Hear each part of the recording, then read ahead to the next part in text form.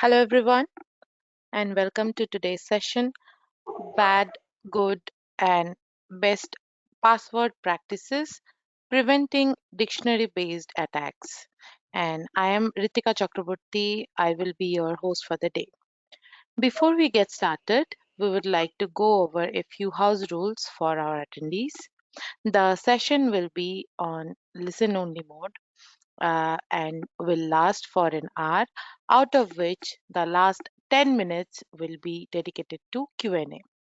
If you have any questions during the webinar to the organizers or our speaker, use the Q&A window. Also, if you face any audio video challenges, please check your internet connections or you may log out and log in again. And very important announcement for our audience. We have started CPE credit certificates for our attendees. The criteria to get the CPE credit certificates, the attendee needs to attend the full webinar and then write an email to cybertalks@ecouncil.org. Please remember, you have to attend the entire live webinar and then only you have to write the email. On basis of the live webinar attendance, we can give you the certification.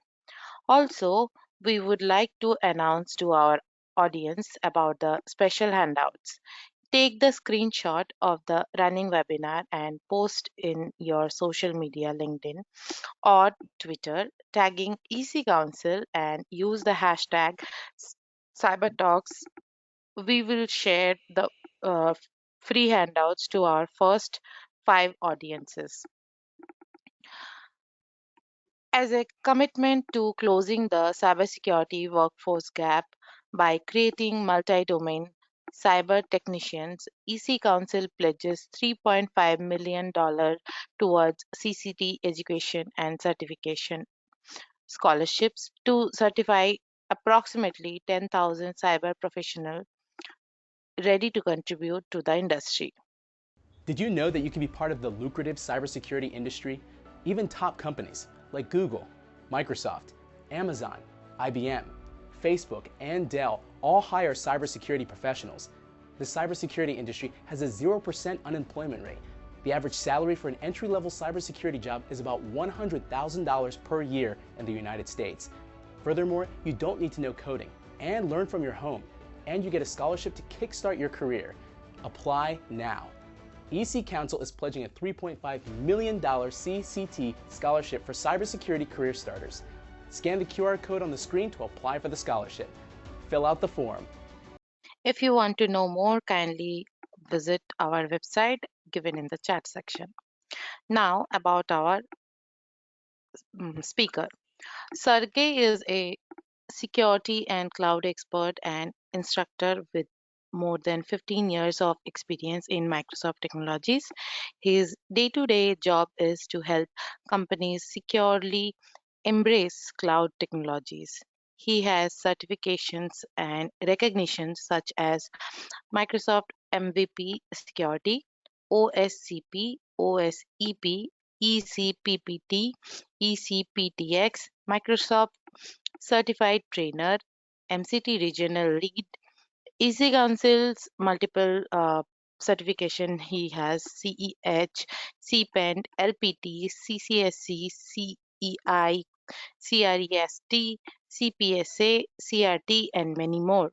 Sergey often speaks at local and international conferences like Global Azure, TEFCON, Black Hat Europe, West Hacking Fest, Security B-Side, Workplace Ninja, Midwest Management Summit, Hack in the Box, etc. Right now, without any further delay, I am hand over the mic to our speaker. Thanks, Ritika. Also, I speak for your academy as well, sometimes, time of the time. All right, so welcome. So today we're going to cover passwords, mostly passwords, bad, good, and best password practices, preventing dictionary attacks. So what we're going to do today in this webinar, so since we are here at EC Council Academy, and EC Council is known as a company that also talk about some offensive stuff and offensive and defensive stuff, what I'm going to do, I'm going to show you first typical attack, like dictionary attacks. So how do they look? Like give you some kind of classification. So it's not a so it's not some a report with all possible classifications. I just want to give you the brief idea. Then we're going to see how we can organize the protection from dictionary-based attacks. If you attend my session before, you know that I prefer live demos. So you will not see many slides in this session. So mostly it will be based on live demos. All right, so let's get started. First of all, dictionary attacks. So I think I don't need to really explain dictionary attack itself, because I mean that's quite obvious. That's an attack based on the dictionary, which is contains some kind of words and phrases. So when it comes to dictionary attacks, they can be online or offline. So the idea of online is that we make an attack against the working application, server, service, whatever the case may be. So something is up and running at this moment, and we're trying to, using dictionary, find out the password or something else. It may not only be passwords, but on this session we focus more on passwords. But I will show you a few moments about how dictionary can be used in another context. So one of the problem of online, I mean for attackers, that online is noisy because it will generate many logs, many failed attempts, also suspicious, and also may trigger a number of protections. So for example, the most obvious is the account lockout, when after some number of attempts, account will be locked, or this specific attacker IP address can be locked, so he or she will not be able to connect anymore for some time period. So to avoid those problems, attackers try to experiment with the speed, with the number of attempts. So they may try to make it 2 attempts, then or 3, 5, whatever attempts, then wait a bit longer, and then make another attempt. So they try to break the patterns, which makes those attacks are still efficient, still common. That's not always efficient, but the efficiency of those attacks is that they're massive. So if you deploy something in the cloud or whatever, or on premises, but with public IP address, and just open port and firewall for management port, for example, port 22 on Linux or 3389 on Windows, and start to monitor logs, you will see so many failed attempts on those ports from all over the world. So those attacks are massive. That's online. Then we have offline, which means that attackers first need to obtain the hash of the password from the live system. So before that, attacker must get access somehow. It really depends. Maybe physical access, maybe attacker got access somehow using web or get a shell. So it needs to escalate privileges. So attacker gets access to the system, gets some hashes of passwords, and then attacker can crack them offline. So cracking itself isn't noisy at all. So if I have a hash, I crack it somewhere offline on my own system or somewhere online, an online service, but I don't really touch the company assets when I'm cracking. So that's why defenders will not be able to detect cracking. But of course, when attacker is trying to extract the hash, so before before attacker can crack, they need to have hash. And so the attempt to extract the hash, that's something that can be detected. So both attacks somehow can, both class of attack can be detected, but depends if it's online or offline. We detect different aspects. All right, so online, offline. Quite often when we hear about dictionary attacks, there's another word that we use interchangeably is brute force. Informally, so like non-officially, we quite often say that dictionary attacks are brute force attacks. That's fine. So when we talk to each other, that's fine. But normally when it comes to like give the right definition, brute force isn't the same as dictionary. So in brute force, we usually try different combinations. So like, let's try password QWERTY. Then next attempt QWERTY1, QWERTY2, QWERTY3, QWERTY4, and so on. So every possible combination of symbols. That's the brute force. Dictionary contains pre-configured list of words and phrases. So they don't try to like combine all kind of symbols. They use words from dictionaries and words and phrases. Also, dictionaries are compiled from leaked credentials most of the time. So it's not that something most of the time, of course, it's not most of the time. It's not something that like attacker sits in front of the PC and think, okay, what else users may use? What other passwords they may use? Not really. So quite often those dictionaries that are taken from previously leaked credentials, and by analyzing the credentials that other users in the world use. Of course, when it comes to attacks on specific company, attackers and attackers is well prepared. Of course, they may have a dictionary about like some company specific. So what may be the word that used in this company? Maybe company name, maybe company location. So that kind of stuff might happen. But if we're talking more about like massive attacks, so they take create dictionaries from previously credentialed. But of course, dictionary created by someone, and most attackers just reuse existing dictionaries. All right, so for now, I would like to jump to demo and show you real quick some examples of dictionary attacks against a live system, and then we're going to see how we can also organize Kraken. So here I have a demo environment. For this current demo, I need two machines. One machine will be Ubuntu, where I'm going to extract hashes and then crack them, and Windows Server, where I'm going to try to execute the live attack. I download all tools to Windows machine, so I don't need to jump to Kali Linux as well. So all tools that I need for attack, I already have on Linux machine. Oh, sorry, Windows machine. Then I'm going to show you where I got some dictionaries. So let's start from online attacks. To perform an online attack, what I need to do, what I need to have. First of all, I need to have target. I have target Windows Server. Windows Server. Of course, I can open first Nmap to analyze open ports.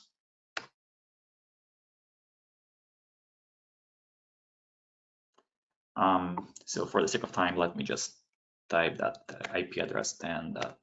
Oh, sorry, not 192.168.10.13. And let's make a quick scan. Quick scan. Now I can see that there are a number of ports are opened. Of course, I did it on purpose. And so the most interesting ports I can analyze, I can try to brute force, I can try to attack is 445 and 3389. So SMB port and RDP. All right, so now next up, I'm going to open CMD and go into my download folder. And here I'm going to use the tool called Hydra, which is the tool that can be used for this kind of brute forcing and dictionary attacks as well. So let me type the name of the application. Again, it's on Windows. On Linux, we have pretty much the same syntax.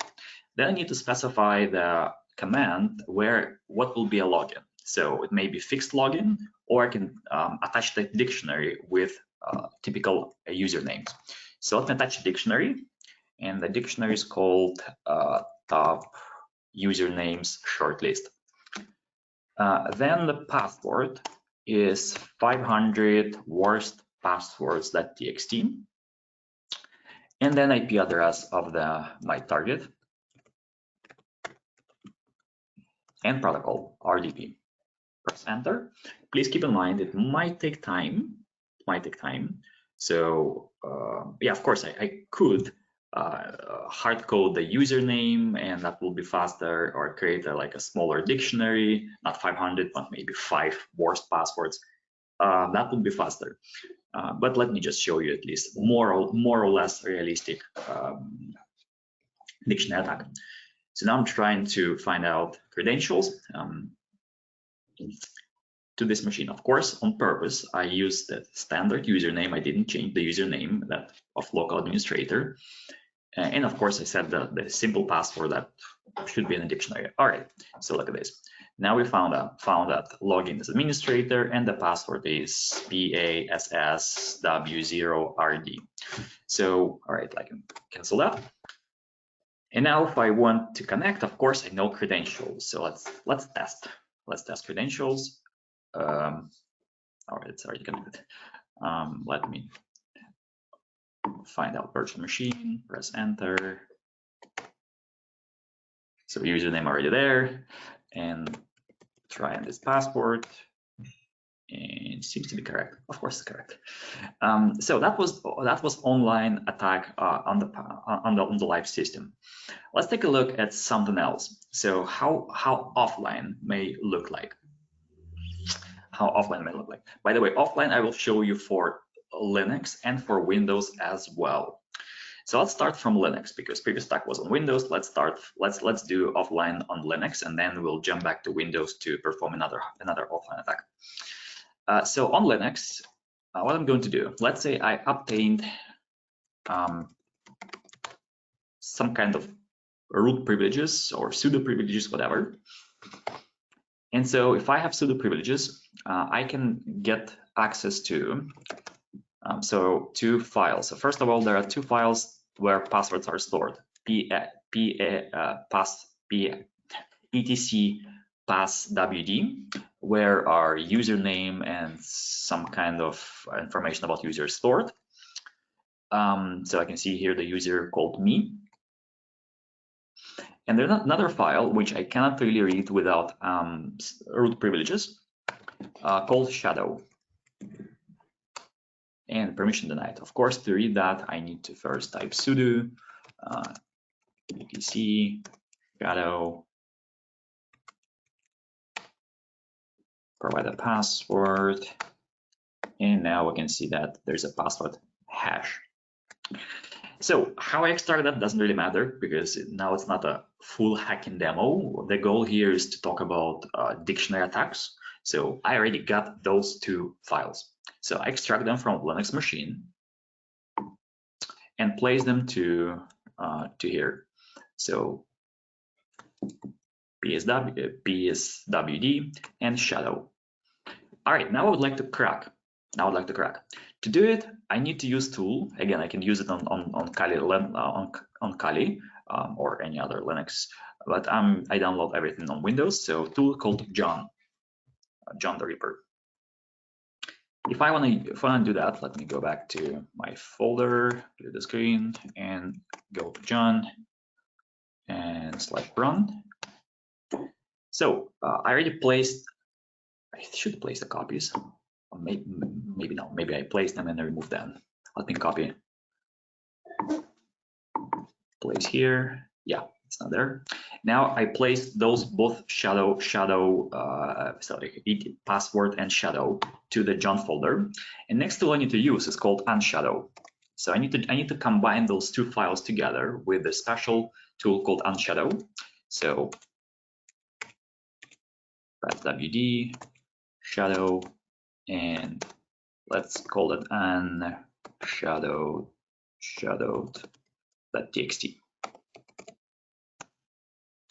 Now we should have the new txt file called unshadowed.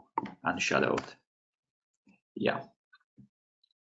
So now we have here me and the hash and some information about user profile. All right, now the actual John, I'm gonna type John john.exe. So what I need to do now, I need to specify the format, which is format is equals to crypt. Then I need to specify the address of the dictionary, word list. So for this purposes, I'm gonna use a very well-known dictionary called RockU. To be fair, RockU will take a bit longer. Oh yeah, let's take RockU. RockU will definitely work. I can try 50 words password, 500 words passwords as well, but let's try RockU. Oh, 500 words should also work. Yeah, let's try 500. It will be faster. If not, then I will use RockU. I will tell you later where I got all of those passwords, well, all of those dictionaries. So let's specify the name 500 words passwords. And so finally, the input will be unshadowed .txt. So that's it. I'm gonna press enter, and all right. I did before to make sure that demo is correct. So let's type john.exe show, and oh, really?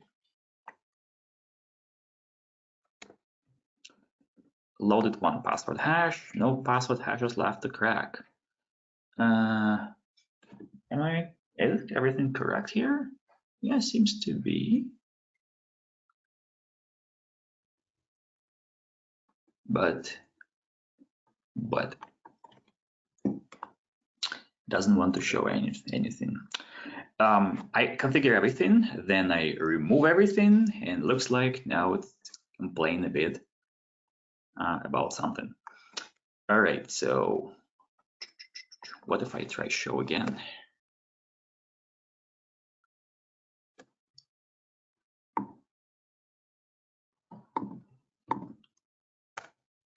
Nothing.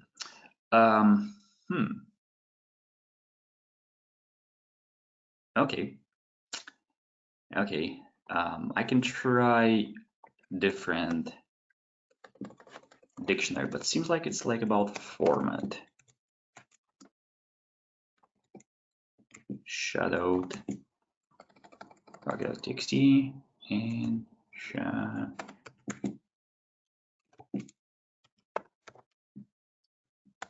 oops.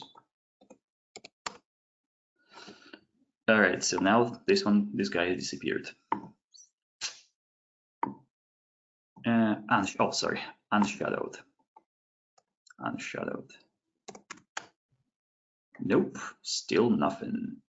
All right, so it looks like my previous attempts, they did something.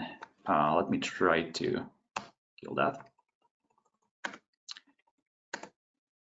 and start over. Fingers crossed. If no, then I hope Windows cracking will satisfy you. So John again, then format was crypt, and the word list equals to this one works last time, and shadowed. Nope, pretty much the same. All right, so then I'm going to satisfy offline attacks with Windows only. It used to work. And I remove everything just because to show you the attack again. All right, so then let's try Windows. So in case of Windows, I just need to first dump file, not file, a process in memory called else.exe.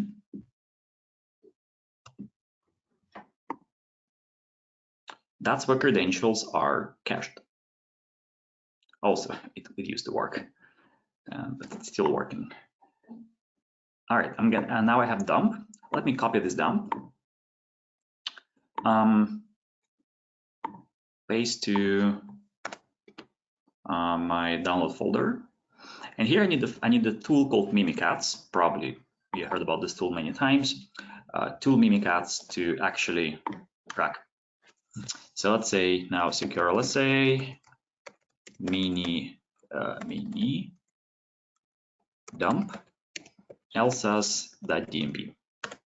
Now, let's say secure LSA, logon, passwords. And now it should show me the credentials. If I scroll up all the way up. Come on. Okay. So here I see user administrator, and we can see hash, NTLM hash. Now we need to crack it. So there are many ways to do it. So there are different tools like Hashcat, but what you can also do, another way to crack is to use online services. For example, crack station.net, place hash here, crack, and look at this. So that was the password. And also what you can do, you can download CrackStation word list because they have very huge word list if you want to do it offline. I mean, if you want to do it yourself on your machine. All right, so that's the online and offline password attacks. Where can you also use dictionary? I'm not going to really focus on that, but like where? You may use that in the main name enumeration, or brute force application directories, or for fuzzing, or when we do service discovery. So dictionaries we use not only to attack passwords, but also like make some other attacks. I'm going to just very quickly here's the example. You probably heard about the tool again. Maybe you're work for some time in security or learn from other courses or speakers. You probably heard about Deerbuster, GoBuster, and so on. So Deerbuster from OWASP. So with Deerbuster, we can brute force the directories on my web server. So I have web server, and the address is, I think, 11 or 12. Then I'm going to load the dictionary. I'm looking for TXT files. I don't want to have, don't need to be very recursive, don't need to look for directories, just TXT files, of course, to speed things up. Because when we don't have all of this information, when I don't know what's behind of what I'm looking for in application, I can look for more text extensions and look for directories as well. Let me start brute force and look at this. Pretty quickly, I found the file on the web server, which is called password.txt. So now if I open the browser, Edge browser, type HTTP 192.168.100.12/password.txt. Oh, passwords,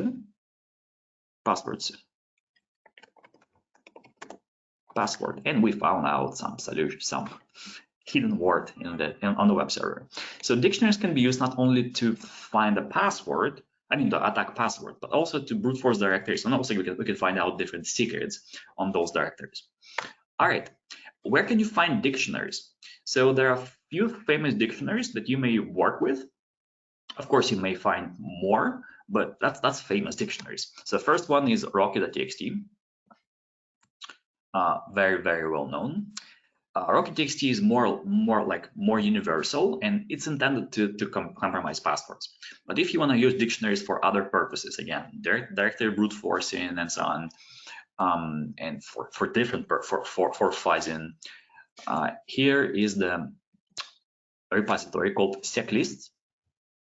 Where can you find out different dictionaries for different purposes? Not only to compromise password, but also for usernames, for domains, and so on.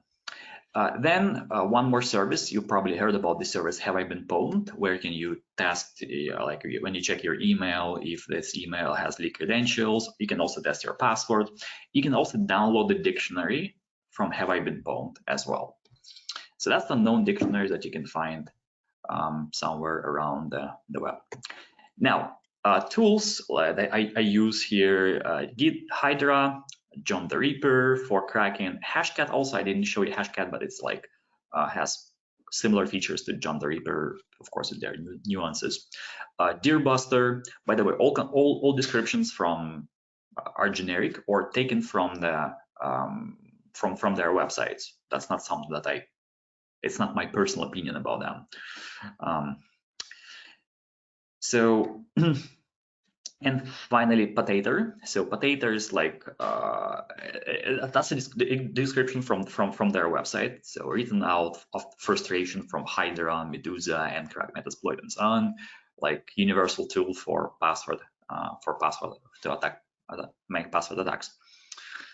All right, now our webinar about protection, you remember. So let's take a look at how can we protect our users from that kind of stuff, from attacks on their passwords. And the first obvious protection is multi-factor authentication. So it means even if password has been compromised, we still have one more layer of protection, at least one more layer of protection. So even if attacker gets your password, its user password, so there is one more protection in front of the authentication request. I'm not sure if I need to show you multi-factor authentication because it's too obvious, and we have it everywhere now. You want to log into Facebook, you want to log into LinkedIn, your Google account, they ask you for second factor. Yeah, it's not mandatory, but quite often they will annoy you by telling like, please enable it, do it, and so on.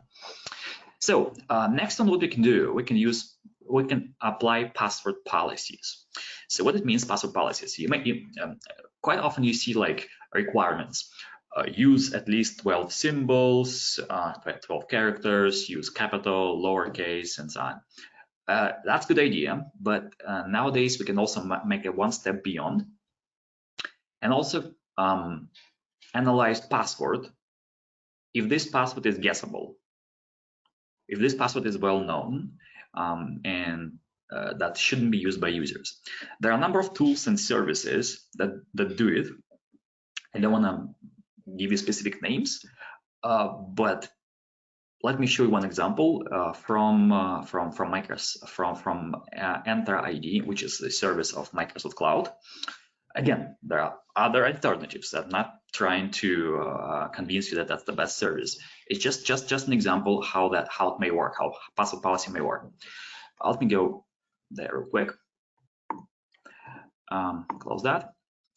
So I'm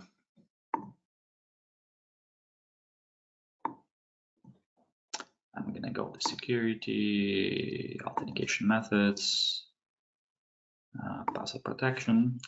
So here, what do we have? First of all, the service itself has the long dictionary of guessable passwords. So everything like password, QWERTY, I love you, and so on. They are known as guessable, and so you will not be able to use them. What you can also do, you can also create your own password list. And so, for example, I use this fancy word as the prohibited word for the password. Now, I can do it from the cloud. So, for example, let's say I would like to change my password in the cloud. Let me open Notepad. So you'll see what passwords I'm typing. Passwords. Let me provide the demo password first. And then let's say I would like to set password here. Seems to be strong. All right, so satisfy all the requirements, except that password is guessable. And so according to database of known like guessable password, this password is pretty bad. All right, let's try something that shouldn't be guessable, but that the password I don't like myself for some reasons. Let's change it to @ like that. So let's change the password again. Try to change the password again. Submit. and now the administrator doesn't allow to use his password, so I still cannot use his password. That was the cloud. But you may also say, wait a second, but we also have on-premise Active Directory. How can we deal with on-premises? In the same manner, so this on-premises AD could be connected to those online services. And let me try to create new user right now in on-premise Active Directory. So let's say ECC. Click next. So let me set up the password like this. Oh. Pretty strong, right?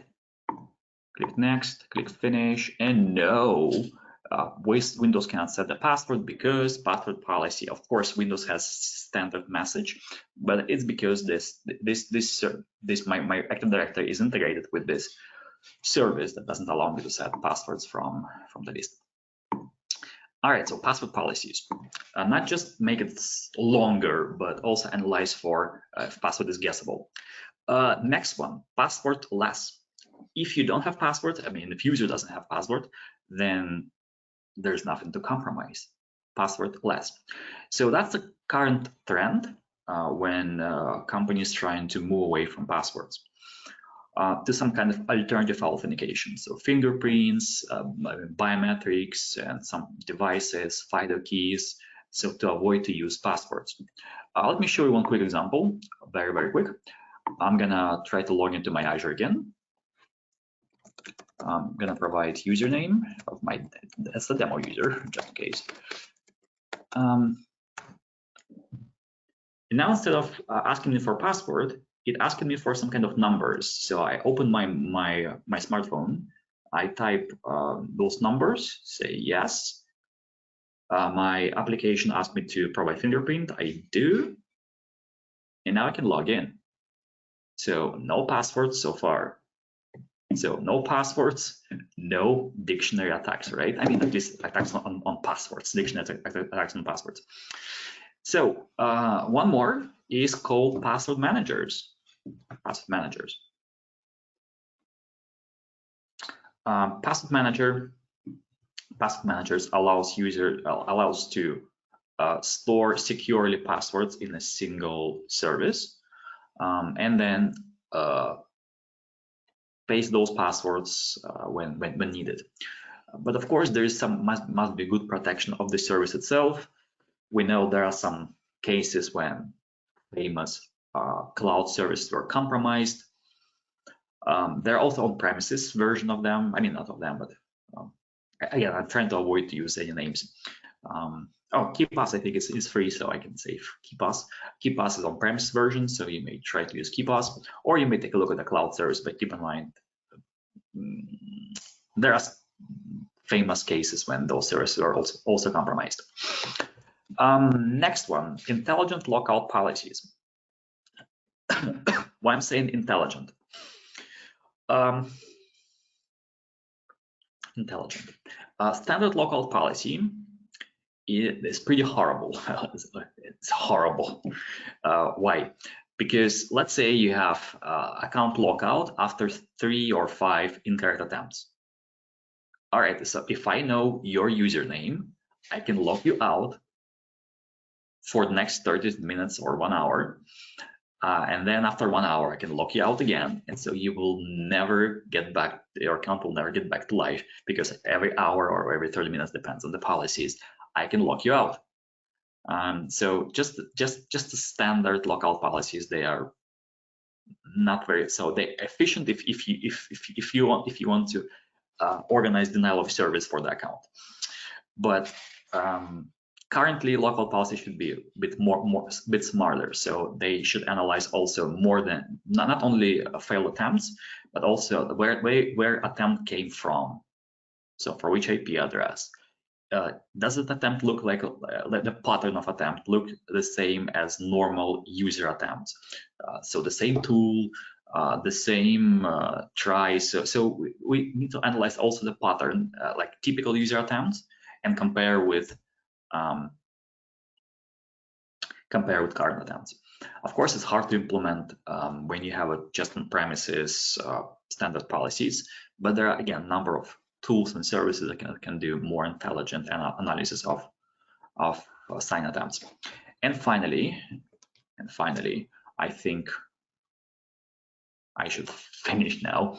So and start answering your question. Leak credentials monitoring. So we may look for the leak credentials of your company. You may take a look at the leak credential of your company and find out if some credentials of your company has been compromised. This time I would like to give you a name. To be fair, there are many services like this, but one of them is the most well-known. But again, you may find alternatives called Dhashed.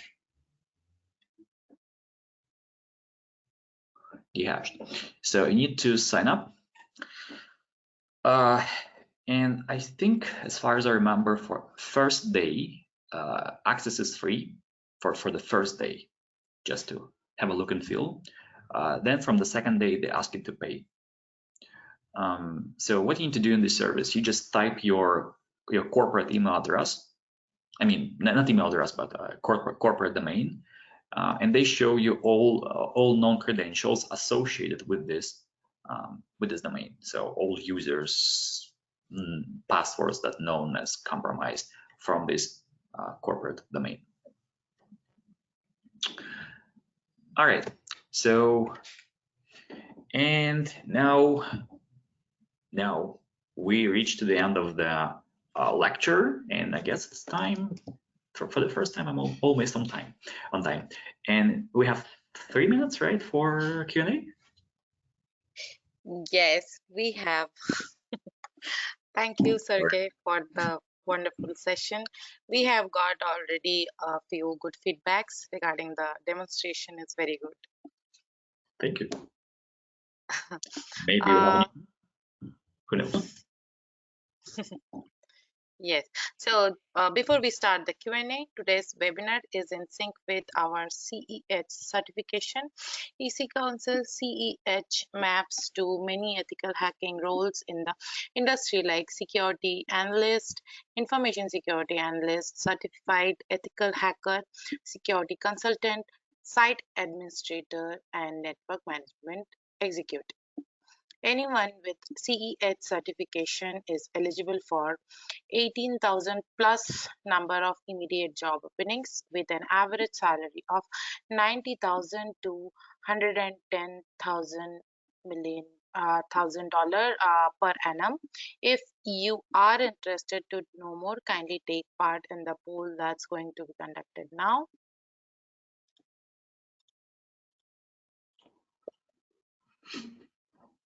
Sergey, should we start the Q&A? Yeah, please.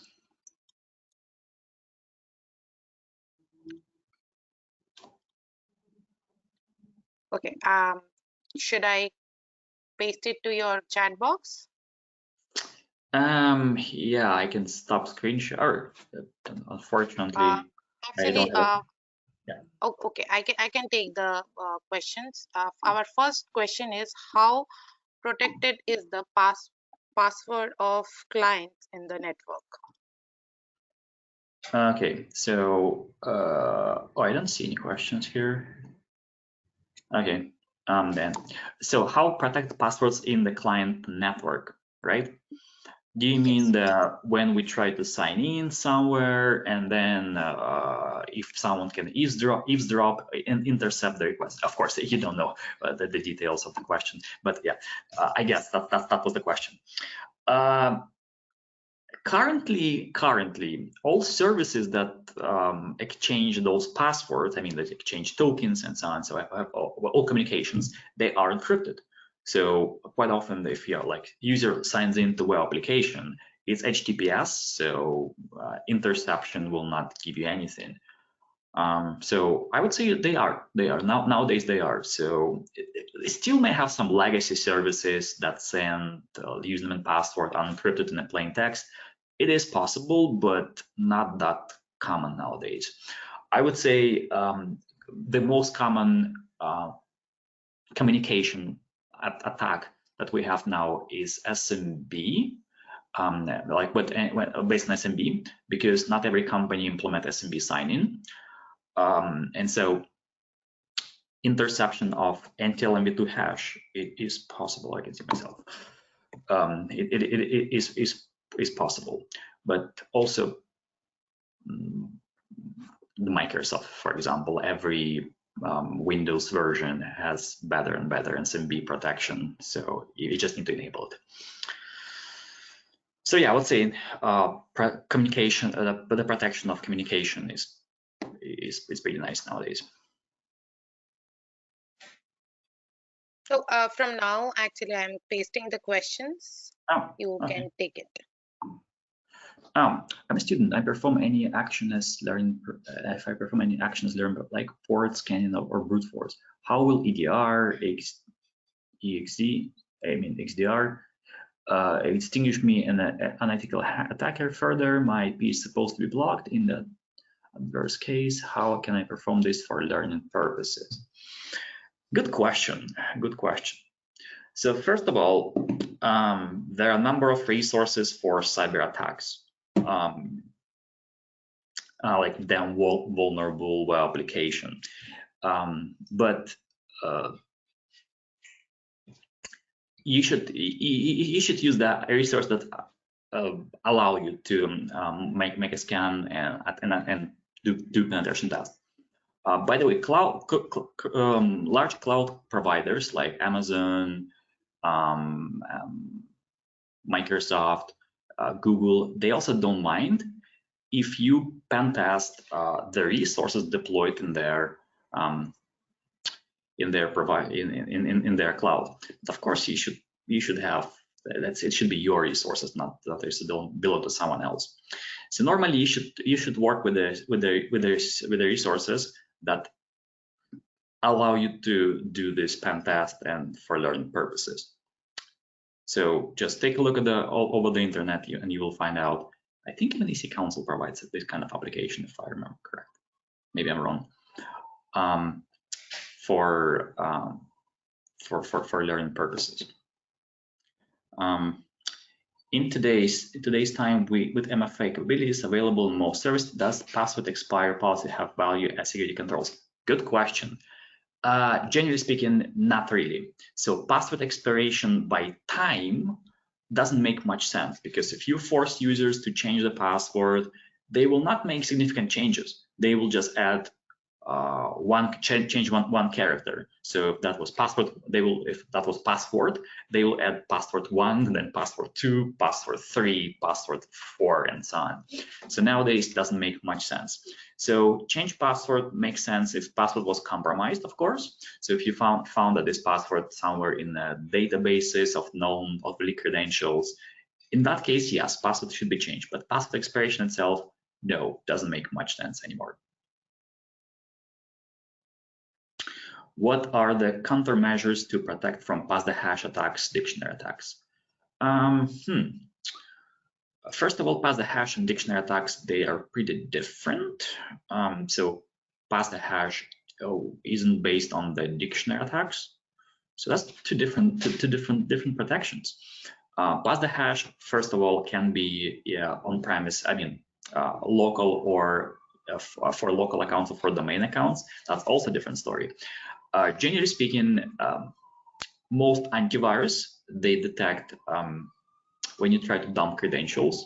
By the way, this antivirus, when I did that here on this Windows machine, it did not detect it. Anyway, so they may detect when you try to dump LSAS process. So hash extraction may be detected. If you have EDR, it will be definitely detected, because EDR is that's much smarter than local antiviruses.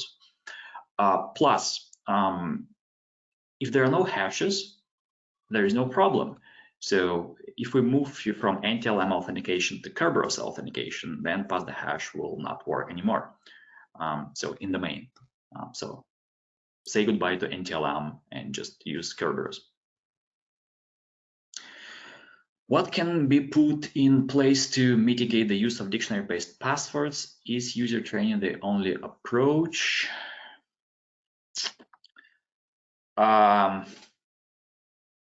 Unfortunately, user training will not give you guarantee. Of course, nothing gives you guarantees, but even if you teach user, it doesn't mean that user will not make those mistakes.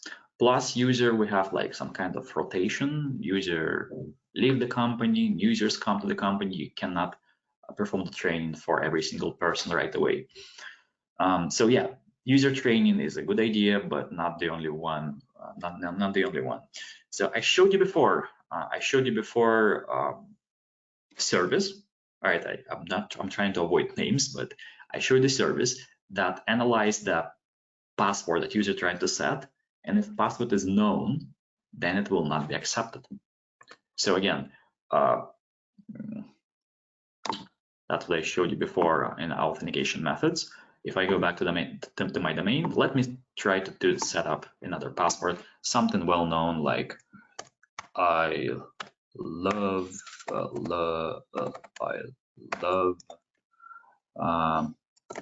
you 1 2 5. Let's try that one.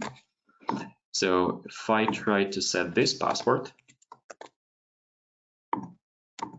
nope, it's not working again because it's known password that's guessable and exists in some kind of dictionaries.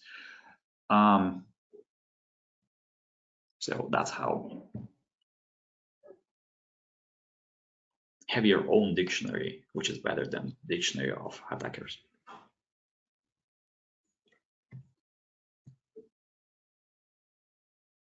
Please mention last 2 questions. What are some of the things to look out for when handling production environment credentials and passwords?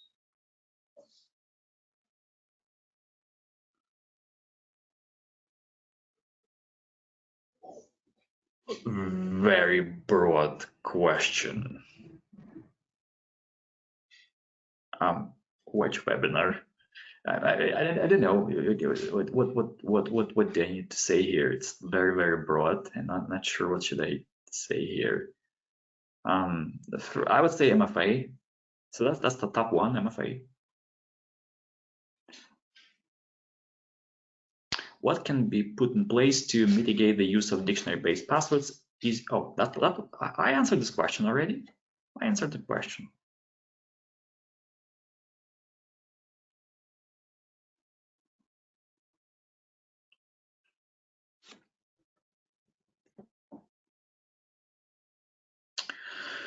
What is the best policy for password management for an IT company?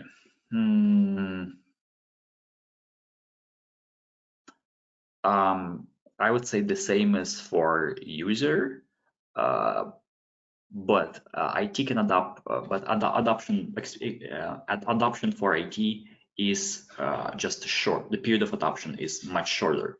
So for IT, it will be easier to switch to like a new kind of like passwordless compared to users. So many users they may need to they work with passwords for a long time, and now it's harder for them to switch. Plus, IT companies, they're usually smaller than regular commercial companies because switch to passwordless, biometrics, FIDO keys, whatever you like more. I would say that will be good recommendation for any company, but for IT professionals, for it will be much faster just to switch to it. Last question. Okay, no problem. Is dictionary attacks really working in reality? If yes, what are the preventive measures? Unfortunately, they are. Quite often we hear about some commentaries of students like phishing, dictionary attacks, brute force. That's the old stuff. It can never work. It shouldn't work anymore. But most compromises based on the first of all phishing, and then some kind of password attacks. So yeah, it works and still working. Unfortunately, there are some different variations. So for example, the most typical nowadays attack on password, dictionary attack, is called password spray. So when we take like a few known passwords from the dictionary and run that against all users in the company, and so if we have like 1,000 users, we test the same password against 1,000 users, and there's a chance that one of those users have this password, and so then this account will be compromised, and then from this account, attacker continue the cyber attack. So yeah, it's still working. What are the preventive measures? I think that's something that I had on the previous slide. MFA, password policy, passwordless, password managers as well, intelligent lockout policies, and also look for leaked credentials, because quite often, if credentials are known as compromised, attackers may also have this information and just try to use password that is leaked to the internet. All right, that was the last question you promised me. Thank you so much, Sergey, for answering all the questions. It was a pleasure to have you again with us, and we are looking for more and more sessions with you. And we have got so many requests for this particular topic extended session. So, for our audience, maybe next quarter, part 2 will be coming. Um, so before we conclude the webinar, Sergey, would you like to give a small message to our audience? Join part 2. You'll see something else. As usual, my message every time is the same: do something. Because yeah, it's nice to hear about new things or nice to watch webinar. Yeah, but if you just watch it and don't do anything with it, yeah, you just learn something, but you don't really make things better. So my suggestion is to use that information to protect your company, your users, or yourself better. Thank you so much, Sergey, and thank you for the message to our audience. And for our audience, maybe by December or after the holiday season, we will be coming up with the season 2 of this particular topic. So before we end the session, I would like to announce our next Cyber Talk session, Building a Career in Ethical Hacking, Core Skills, Challenges, and the Future, is scheduled for 27th of October 2023, which is tomorrow, by Vinod Babu. This session is an expert presentation. To register for this session, please go to our website, which is www.eccu.edu/cyber-talks. The link is given in the chat section. Hope to see you all tomorrow. With this, we are ending the session. You all may disconnect your line. Thank you, Sergey. Thank you, everyone. Bye-bye.